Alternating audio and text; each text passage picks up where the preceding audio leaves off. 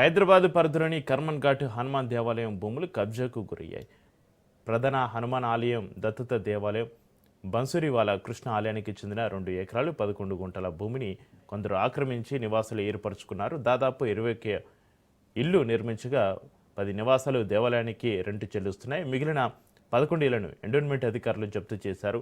Court order ముగియడంతో ఆయా ఇళ్లను జప్తు చేశారు అధికారులు. ఇకపోతే 35 ఏళ్లుగా ఇక్కడే నివసిస్తున్న తమను ఖాళీ చేయించడం దారుణమని ఆవేదన వ్యక్తం చేస్తున్నారు నివాసితులు.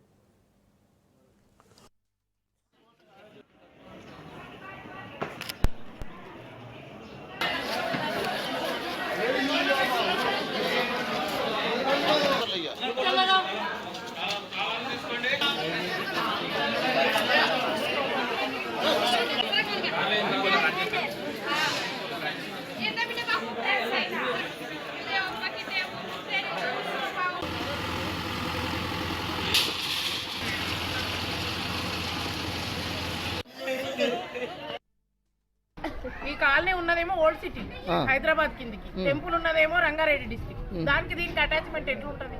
అది లేనేలేదు, పేపర్లలో లేనేలేదు. ఇది మధ్యలో ఎవరో రాజకీయ నాయకులు వెనుక ఉండి నడిపిస్తున్నారు మా మీద. మేము వీక్ ఉన్నామని, అంత మిడిల్ క్లాస్ పీపుల్ ఉన్నారు ఇక్కడ, అందుకని మమ్మల్ని ఇంత హరాస్ పెడుతున్నారు. 30 కుటుంబాలు మేము ఇలా రోడ్డున పడ్డాం. ఇది ఈ తెలంగాణ గవర్నమెంట్ ఒకసారి ఆలోచన చెయ్యాలి. మేము ఇల్లు ఇస్తాం, లేని వాళ్ళకి ఇల్లు, లేని వాళ్ళకి ఇల్లు ఇస్తామని అంటున్నారు. కానీ మా దగ్గర ఇల్లు గుంజుకోవడం, మేము కొన్నాం, డబ్బులు పెట్టి కొన్నాం.